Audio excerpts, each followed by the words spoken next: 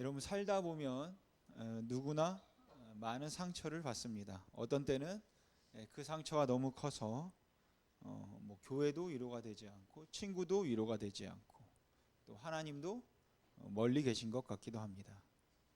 그러다가 어느 때 갑자기 성령님이 임하시면 또 어떤 깨달음이 있게 되고 또 절망이 희망으로 변하는 이제 그러한 체험도 하게 되죠.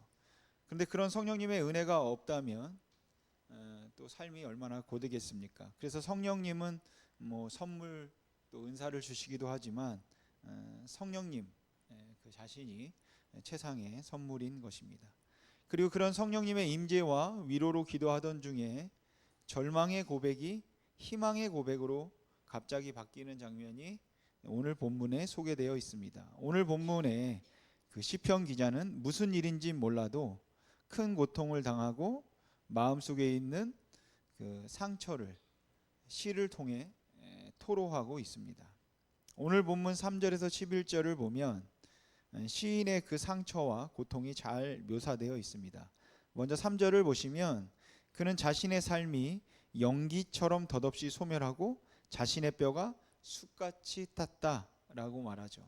계속해서 4절과 5절을 보시면 그 상처와 고통으로 식욕까지 이르면서 마음이 풀처럼 시들었고 몸도 말라가면서 피골이 상접하게 되었다고 말합니다. 또 6절과 7절을 보시면 그는 당시 사람들이 부정한 새로 여겼던 광야의 올빼미와 부엉이처럼 되었고 고통으로 밤잠을 못 이루어서 지붕 위에 짝을 잃고 외롭게 앉은 참새처럼 되었다고 말합니다. 그리고 이어지는 8절과 9절을 보시면 원수들이 믿는 사람이 왜 저래? 라고 조롱해서 심한 상처로 죄를 양식처럼 먹었고 눈물이 계속 흘러서 눈물 섞인 물을 마셨다고 고백합니다. 더 나아가 10절과 11절에서는 하나님의 진노로 자신이 그런 고통에 던져졌다는 또 정죄의식 때문에 더 희망을 잃고 자신이 기울어지는 그림자와 시든 풀처럼 되었다고 시인은 고백하고 있습니다. 여러분 이 시편은 뭐 다윗의 시라는 그런 표제는 없지만 그 분위기가 다윗의 시와 아주 유사한 것 같습니다. 실제로 다윗은 오늘 본문처럼 자신의 극심한 고통과 또 상처를 표현한 시편을 많이 썼죠. 그러나 그런 고통과 상처를 딛고 위대한 성군이 되고 또 메시아의 조상이 되었습니다. 그럼 다윗처럼 또 오늘 본문의 시인처럼 고난과 상처를 딛고 일어서려면 어떻게 해야 할까요? 오늘 본문을 통해 5가지 기로 시작되는 단어로 고통을 극복하는 방법을 좀 여러분들과 살펴보도록 하겠습니다. 고통을 극복하는 첫 번째 방법은 기도하는 것입니다. 여러분 기도는 문제를 해결하고 또 은혜를 재촉하고 위로를 가져다주는 최상의 도구입니다. 그러니까 고통과 상처는 기도하는 삶으로 부르는 하나님의 어쩌면 초청장이다 라고 할 수 있는 것이죠. 본문의 시편 기자도 상처와 고통 중에 간절히 기도했습니다. 오늘 본문 1절과 2절 말씀 우리 같이 한번 읽어보겠습니다. 시작. 여호와여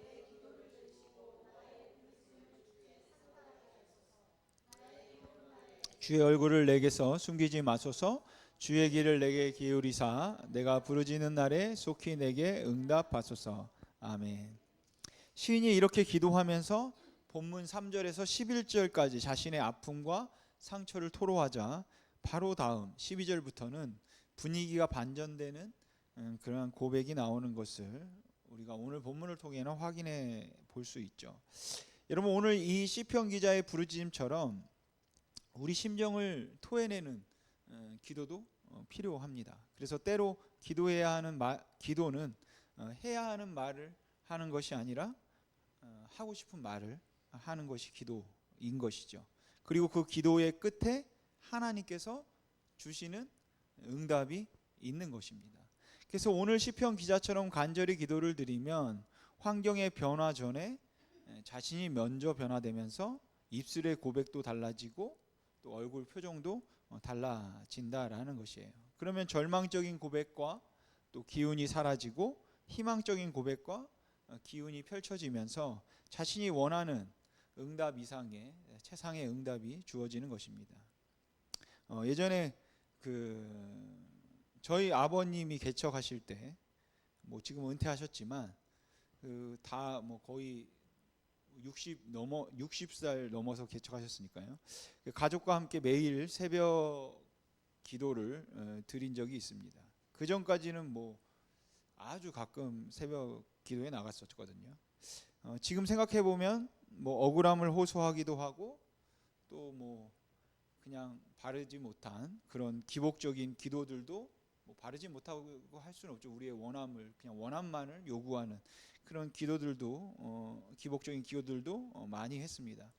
물론 그런 기도는 기복적인 기도는 뭐 아무리 간절히 기도해도 하나님이 뭐 들어주시지는 않았습니다. 그런데 지금 와서 생각하면 그때 그런 기도들을 들어주시지 않은 것이 결국은 최상으로 들어주신 것이었습니다.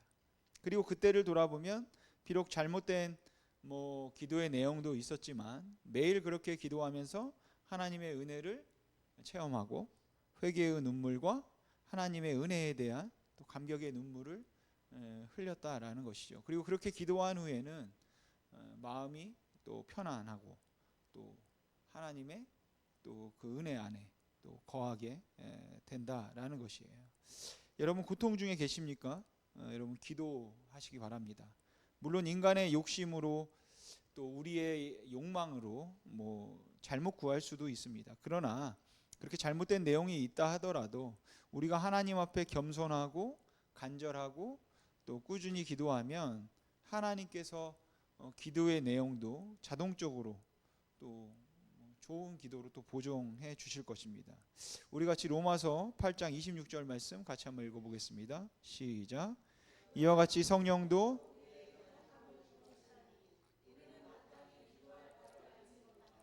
오직 성령이 말할 수 없는 탄식으로 우리를 위하여 친히 간구하시느니라. 아멘. 여러분 하나님께서는 우리의 어떤 기도에도 최상으로 응답해 주실 것입니다. 그러니까 먼저 기도하는 삶 자체와 기도하는 자세가 중요한 것입니다. 스퍼절 목사님은 마치 연금술사들이 모래에서 금을 캐내듯 모든 신앙인은 염려 가운데 기도를 캐내는 기도의 연금술사가 되어야 한다라고 말했습니다. 여러분 번민과 근심, 낙심과 불안을 하나님께 기도로 탄원하는 사람은 하나님의 신실하심을 체험하는 기도의 연금술사가 될 것입니다. 항상 기도의 무릎을 꿇는 우리 시민있는교회 성도님들 되시기를 소망합니다. 고통을 극복하는 두 번째 방법은 기억하는 것입니다. 본문 11절까지 기도 중에 극심한 상처를 토로하던 시편 기자는 본문 12절부터 갑자기 절망적인 고백을 끝내고 희망적인 고백을 합니다. 우리 12절 말씀 같이 한번 읽어보겠습니다. 시작. 여호와여 주는 영원히 계시고 주에 대한 기억은 대대에 이르리이다. 아멘. 왜 그렇게 갑자기 절망적인 고백이 희망적인 고백으로 바뀌었을까요?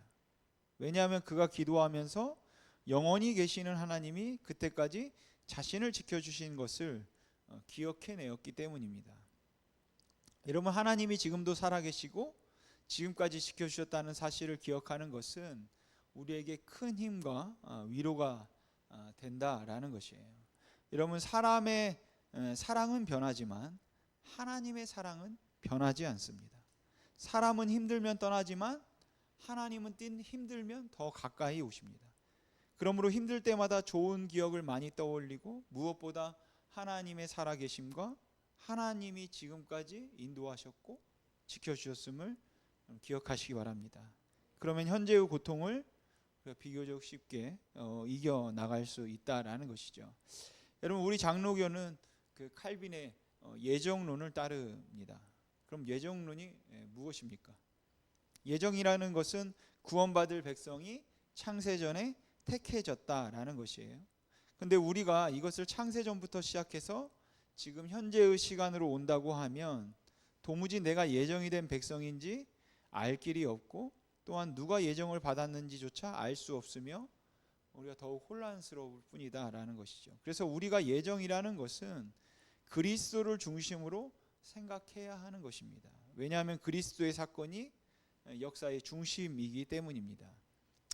그런데 이렇게 말씀드리면 그리스도가 오시기 전의 시간과 그리스도가 오신 이후 재림까지의 시간의 길이가 똑같다는 의미로 예수 그리스도의 사건이 역사의 중심이라고 오해할지 모르겠습니다. 여러분, 그리스도의 사건이 역사의 중심이라는 것은 그런 수학적인 의미는 아닙니다.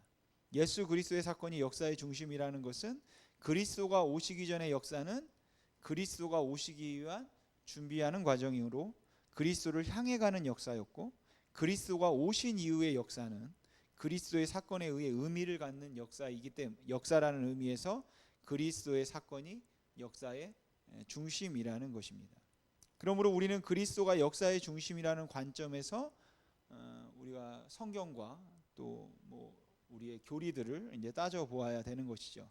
그러니까 구약 자체로서는 우리 그리스도인들에게 의미가 없고, 구약을 그리스도 안에 나타난 완전한 계시의 불빛 아래서 보아야 구약의 의미가 생기게 되는 것입니다. 마찬가지로 미래도 그리스도의 계시의 불빛 아래서 보아야 올바르게 이해할 수 있는 것입니다. 따라서 예정을 바르게 이해하려면 역사의 중심인 그리스도의 사건에서부터 되돌아보는 관점으로 보아야 이해할 수 있다라는 것이죠. 그러니까 이 예정이라는 것은 과거부터 시작하는 것이 아니라 현재라는 시점에서 내가 그리스도 안에 나타난 하나님의 구원의 계시를 받아들임으로, 믿음으로 받아들이고 구원에 대한 확신을 가진 현재에서 되돌아보아야 한다라는 것이에요. 그래서 우리는 이렇게 주님을 믿는 자가 되어 그리고 현재 나의 믿음에 대해 생각해 봤을 때, 분명히 내가 믿기 전에 내가 알지 못하는 사이 성령께서 내게 임하셔서 그의 은혜로 나의 보지 못하는 영적인 눈을 뜨게 하시고 나로 하여금 십자가에 달린 예수를 하나님의 아들로 인정하게 하고 그가 나의 죄를 위해 돌아가셨다는 것을 받아들이게 하고 나의 강팍한 의지를 꺾어 그에게 순종하게 하셨구나 하는 것을 깨닫게 되는 것입니다. 그러니까 내가 믿는 순간에는 내가 그 복음을 받아들이겠다고 결단한 듯 했으나 믿는 자가 되고 보니 나로 하여금 믿도록 성령께서 미리 역사하셨구나 라는 것을 깨닫게 된다라는 것이죠. 즉 예정된 은혜를 깨닫게 되는 것입니다. 그래서 믿음이 선물인 것입니다. 그리고 이러한 예정의 은혜, 즉 하나님이 내가 알기도 전에 내 안에 역사하셔서 나로 하여금 복음을 들을 기회를 주실 뿐 아니라 그 복음을 깨달을 수 있도록 내 속에 미리 역사하셨다면 하나님이 나를 구원하려는 의지가 있으셨구나, 하나님의 열심이 있으셨구나 라는 것을 깨닫게 된다라는 것이죠.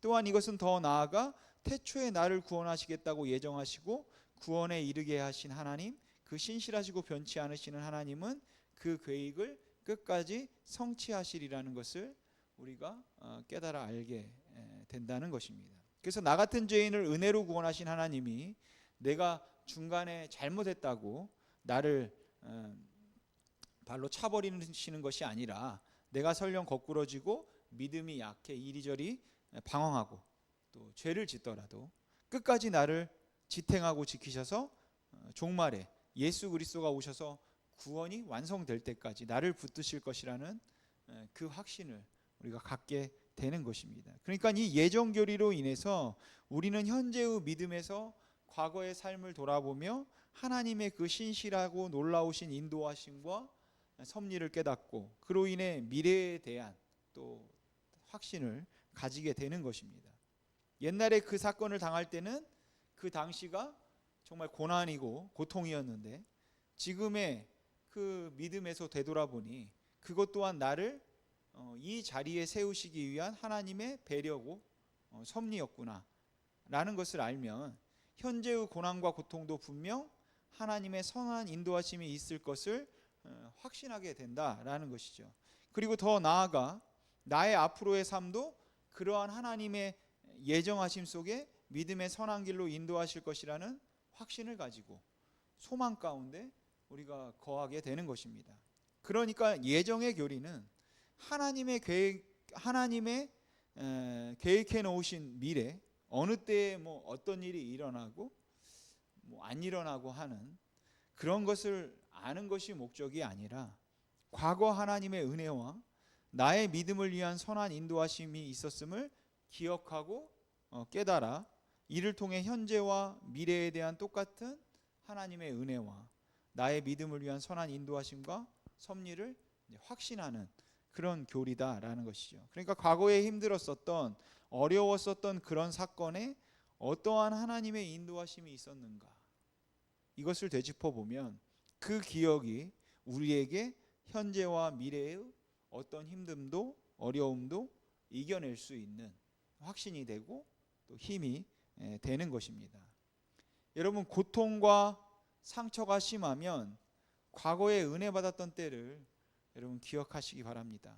처음 구원받았을 때, 또 뜨겁게 눈물로 기도했을 때, 순수하게 교회에서 사랑을 나누며 또 봉사했을 때를 기억하고, 또한 길이 없을 때 신비하게 길을 열어주시고 삶의 위기를 삶의 기회로 만들어 주셨던 하나님의 은혜를 기억하고, 당시에는 그게 하나님의 응답이 아니고 나를 돌보지 않는 것 같았는데 지금 와서 돌아보니 그게 나를 사랑하시는 하나님의 배려였구나를 깨닫게 하는, 여러분 그때를 기억하면 고통과 상처를 극복하는 우리가 그러한 신비한 힘을 얻게 될 줄로 믿습니다. 고통을 극복하는 세 번째 방법은 기대하는 것입니다.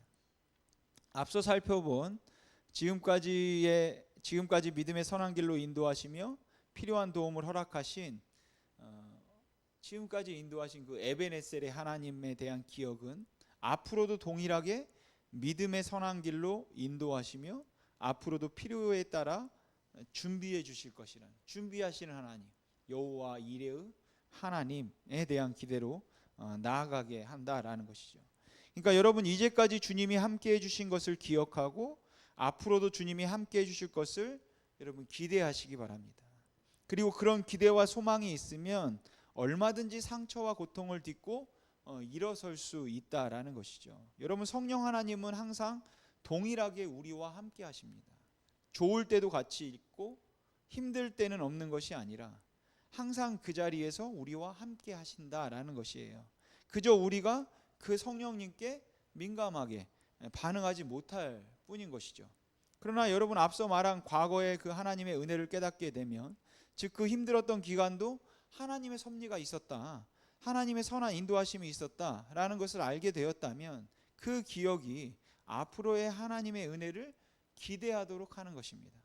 그리고 신실하신 하나님은 우리의 그런 기대를 한 번도 저버리지 않는다라는 것이에요. 여러분, 하나님은 과거 우리의 고난 중에도 항상 함께 해주셨으며 지금 이런 믿음의 자리로 올 수 있게 선한 인도하심으로 우리를 섭리하셨습니다. 그리고 그 하나님은 우리를 하나님의 백성답게 하시려고 지금도 또 앞으로의 그 미래에도 똑같이 함께 해주시며 선한 인도하심으로 섭리하길 준비하고 계신다는 여러분 찬란한 기대와 소망을 가지고 지금 현실의 고난을 또 어려움을 이겨내시기 바랍니다. 고통을 극복하는 네 번째 방법은 기다리는 것입니다. 여러분, 하나님은 우리의 기대를 저버리지 않고 우리의 뜻과 소원을 하나님의 뜻과 소원에 맞춰 바로잡아 가시며 우리의 기대에 반드시 부응해 주실 것입니다. 다만 응답의 때, 또 복의 때는 하나님의 뜻에 여러분 온전히 맡기십시오. 오늘 시편 기자는 본문 13절을 보시면 주께서 일어나사 시온을 긍휼히 여기시리니 지금은 그에게 은혜를 베푸실 때라 정한 기한이 다가오미니이다 라고 하나님의 때가 눈앞에 이르렀다고 고백합니다. 여러분, 모든 기도는 응답됩니다. 그런데 그게 우리 뜻과 다를 때가 많기에 우리는 응답되지 않는다라고 생각하는 거예요. 특히 기도 응답이 기다려도 오지 않을 때 우리는 기도 응답에 이제 회의를 품기 시작하죠. 그런데 그것은 우리가 하나님의 때에 대한 열린 시야가 없기 때문인 것입니다. 여러분, 기도는 분명 응답되지만 그 응답은 사람의 뜻대로가 아닌 하나님의 뜻대로이며 사람의 때가 아닌 하나님의 때에 주어진다라는 것입니다. 그리고 그 하나님의 때가 우리에게는 항상 최선의 때임을 우리가 의심치 말아야 한다라는 것이죠. 제가 강도사 고시를 2009년에 합격하고 원래대로라면 2010년에 목사 안수를 받아야 하는데 결혼을 못한 관계로 2010년에 목사 안수를 받지 못했습니다. 근데 이제 다른 동기들은 결혼을 하지 않았는데 뭐 편의를 봐줘서 목사 안수를 받았고, 이제 저는 그 모습을 이제 지켜봐야 했죠. 그리고 사실 뭐 조금은 뭐 좀 서운하고 안 좋은 마음도 들었습니다. 그렇게 2010년이 지나고 2011년이 되었습니다.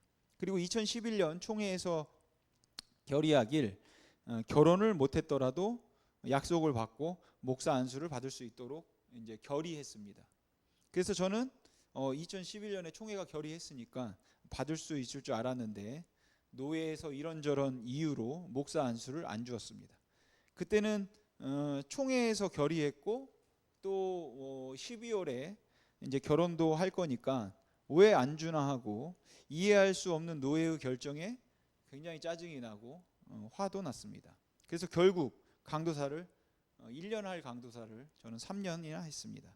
근데 목사 안수를 받고 또 시간이 흐르며 생각해 보니까 그때는 아직 하나님의 때가 아니어서 나를 그렇게 인도하셨구나 라는 생각이 이제 들었습니다. 모세도 쓰임 받기 위해 80년이 준비되었거든요. 80년을 하나님이 준비시켰는데 고작 우리의 인생에서 3년은 아무것도 아니다 라는 그런 마음이 들면서 기다림 또한 또 하나님의 섭리고 또 하나님의 은혜다 라는 것을 깨달아졌습니다. 여러분, 하나님의 때가 있는 것이에요.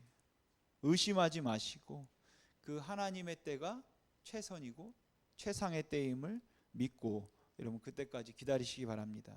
만약 여러분에게 기다림의 시간이 주어진다면 그 시간을 하나님의 백성이 되는 데 힘쓰고 더욱 겸손한 모습으로 내가 있는 자리에서 조용히 힘과 여러분 영향력을 열심히 키우시기 바랍니다. 그렇게 마음을 낮은 골짜기처럼 만들고 힘써 내일을 준비하면 언젠가 하나님의 때에 하나님의 넘치는 은혜와 풍성한 하늘의 복이 임하실 줄 믿습니다. 고통을 극복하는 5번째 방법은 기뻐하는 것입니다. 지금까지 고난을 이겨내는 삶으로 기도하고 기억하고 기대하고 기다리는 삶에 대해서 말씀드렸습니다. 그런데 복의 때를 기다릴 때 아주 중요한 자세가 있다라는 것이요. 그것은 믿음으로 기다리는 자세입니다. 그리고 그렇게 믿음으로 기다리면 찬란한 내일에 대한 확신이 커지면서 기쁨이 생긴다라는 것이죠. 그래서 본문의 시편 기자도 그 기쁨을 표현합니다. 오늘 본문 14절 말씀 우리 같이 한번 읽어보겠습니다. 시작.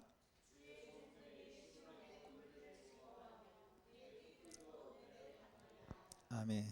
오늘 본문 마지막 구절이 14절이 되니까 분위기가 반전되면서 밝게 즐겁게 바뀌고 있죠. 오늘 시편 기자는 처음에 상심과 상처와 상실감에 젖어 있었습니다. 그러나 기도한 후 하나님의 때가 곧 온다는 기대와 확신을 가지면서 마음속에 즐거움을 찾은 것이에요. 특히 시온의 돌들이 즐거워하며 그의 티끌도 은혜를 받는다라는 말은 예루살렘의 회복을 말하는 것입니다. 그리고 이 말씀은 동시에 우리의 회복을 상징하는 말씀이기도 한 것이죠. 그러니까 하나님은 기도하고 기억하고 기대하고 기다릴 때 반드시 넘치는 기쁨을 주심을 여러분 믿으시기 바랍니다. 여러분, 예수 그리스도의 십자가와 부활로 마귀를 밟고 승리하셨던 것처럼 우리에게도 반드시 그 승리가 있을 것입니다. 이를 믿고 여러분 기뻐하시기 바랍니다. 여러분, 지금 현실이 힘들어도 너무 실망하지 마십시오. 최선을 다해 살았다면 하나님이 알고 계시잖아요. 반드시 손해본 것 이상으로 육적으로 영적으로 하나님께서 넘치게 여러분 보상해 주실 것입니다. 또 사람에 대해서도 너무 실망하지 마십시오. 세상에 온전히 믿을 사람이 어디에 있겠습니까? 여러분, 사람은 믿을 대상이 아니라 그저 믿어주며 살아야 할 대상입니다.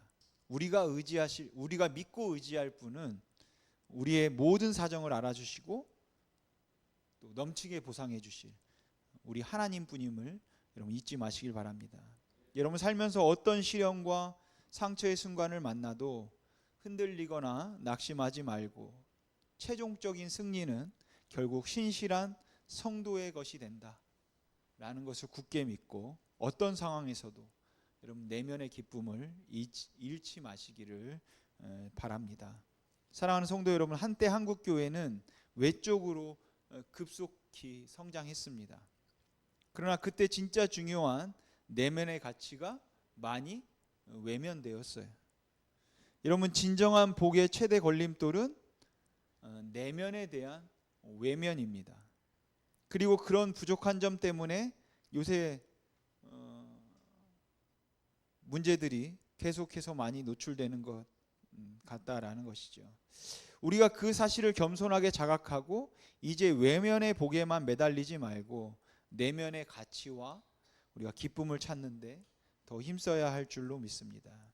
여러분, 지금의 힘들고 안타까운 현실로 인해 너무 낙심하지 마십시오. 그런 현실 가운데 있을지라도 하나님이 나를 붙잡고 있다는 것을 확신하시고 최선을 다해 여러분의 그 삶의 자리를 지키시고 열심히 힘을 내어 여러분 사시기 바랍니다.